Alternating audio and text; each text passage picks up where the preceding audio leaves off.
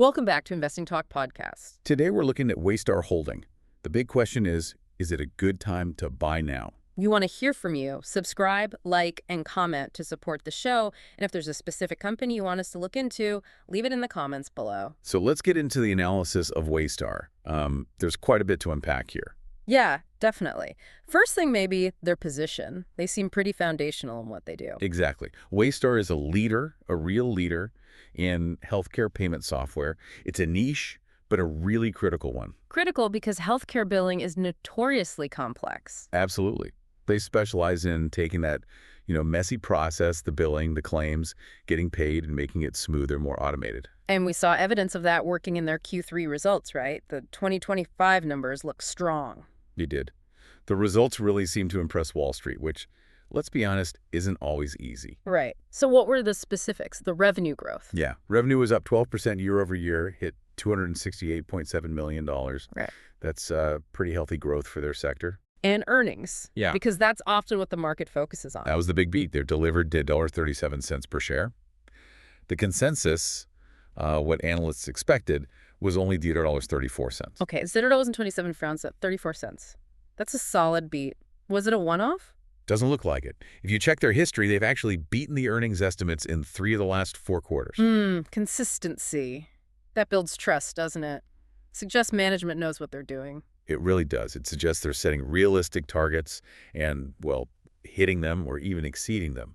Institutions like that predictability. Especially for a tech company needing to justify its valuation, I imagine. Precisely. And that predictability helps analysts look forward. The projections now, they're looking at about $1.06 billion in revenue for the full year 2025. $1 billion run rate. Okay. What's backing that up financially? Is the balance sheet solid? Very solid. The key thing here is their cash generation. It's high.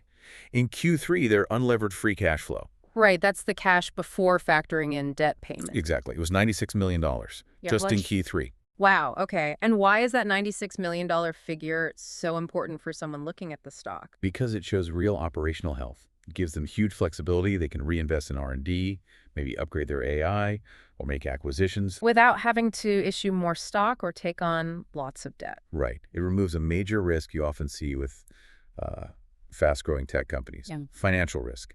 Okay, so financials look strong. Let's talk about their edge, their competitive moat. What makes Waystar stand out in health tech? It really comes down to their platform. It uses proprietary AI, artificial intelligence, to automate a lot of the complex stuff. Claims, payments. Cutting down errors, speeding things up for doctors and hospitals. Yes, that efficiency saves their clients real money, real headaches. It makes the software sticky, hard to replace. And didn't they make an acquisition recently, Iodine Software? They did, and that was a smart move, not just adding another piece, but really integrating it. How so? What did Iodine bring? Iodine added specialized clinical intelligence. So now Waystar combines that operational AI, the billing, the payments, with clinical insights. It makes their whole offering much deeper. Harder for competitors to copy. Much harder. It acts as a barrier to entry, keeps customers locked in, and sort of justifies their premium status in the market. Okay, strong fundamentals, widening moat. How's the stock itself behaving? What are the technicals telling us? Well, the technical picture is mostly bullish. It kind of confirms the fundamental story. The price is around $38.97 now. And it's trading above key moving averages. Yes, above both the 50-day and the 200-day moving averages. And just quickly, for listeners, the 50-day shows recent momentum. Right, sort of the last couple of months trend. And the 200-day is the longer-term view, where the big money often looks. So being above both signals sustained upward momentum, investor confidence. Generally, yes. It suggests the positive trend isn't just, a short-term blip. It looks more structural. Well, there's usually but, isn't there? I saw a note about the RSI. Ah, yes. The Relative Strength Index. That's a point of caution. It's currently reading 71.82. Which is high. Over 70 is considered overbought. That's the technical definition, yes. It basically measures how fast the price has gone up recently. Over 70 suggests it might have moved a bit too fast too soon. So not necessarily a sell signal, but maybe a sign it could pause or pull back a little? Exactly. It might need to consolidate before climbing higher. It's not shocking, given the strong Q3 results we just talked about. But it's something to watch. The market might have already priced in a lot of that good news. Precisely.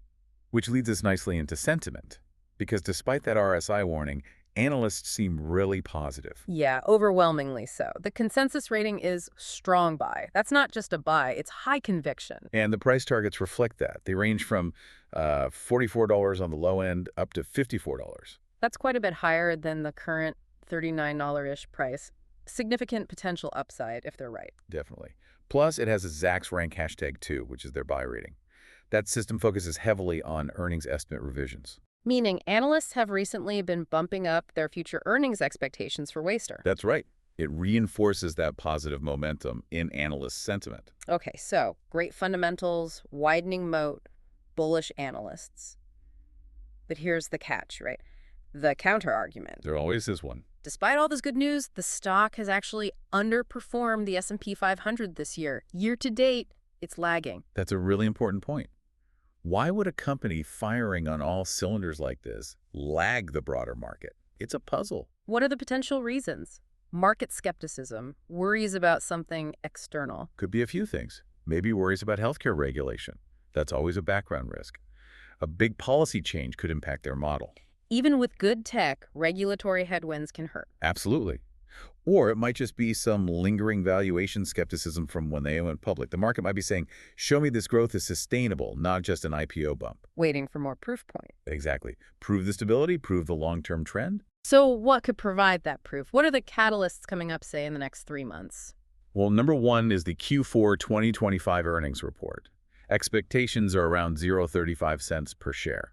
So another beat there would be huge, like hitting $0.38 or something. That would be a very powerful signal, yes. It would confirm the operational excellence is continuing, which could boost institutional confidence. Makes sense. What else? You mentioned the iodine acquisition earlier. Right. The second key catalyst is management giving clear updates on that integration. Not just saying it's going well, but showing the value. Like, are they seeing faster growth in certain areas because of iodine? Are margins improving from cross-selling? Exactly. Investors want to see tangible proof that the acquisition is adding real value quickly. If they show that, it helps justify the price target. And if they can't show it? Then the market might see it as poor use of capital, which wouldn't be good for the stock. Okay, those are the near-term things. What about longer term? What could push the stock towards the higher end of that analyst range, like $54? For that, you probably need something more structural. Maybe more M&A, another strategic deal or alliance to consolidate their position. Buying a competitor, maybe. Expanding their footprint. Could be. Or it could be expanding their AI capabilities further. Right now, they're strong in payments, claims. But maybe move into predictive analytics, using AI to prevent claim denials before they happen. Something like that, yeah. A technological leap that really boosts margins or opens up new markets could justify a much higher valuation. Any other speculative drivers? Big client wins? That's the other buzz. There are rumors, unconfirmed of course, about talks with some really big Fortune 500 healthcare players. Landing a major hospital chain or a national insurance company? Would be massive validation. It would instantly change the story from strong growth to potential market dominance. That could definitely overcome that year-to-date underperformance skepticism. Okay, so putting it all together, strong fundamentals, good cash flow, a growing AI advantage, tempered a bit by that high RSI and the stock lag in the market this year. Yeah, that sums it up. Our overall view is still, pretty bullish. Waystar seems structurally well-positioned for the long term in healthcare tech. But the next few months are key for the short term. Definitely. Q4 earnings and clear news on the iodine integration value, those are the hurdles they need to clear to unlock that upside potential analysts see. The key test for Waystar now is whether management can prove the sustainability of the recent earnings momentum with clear forward-looking guidance on the value drivers from the iodine acquisition.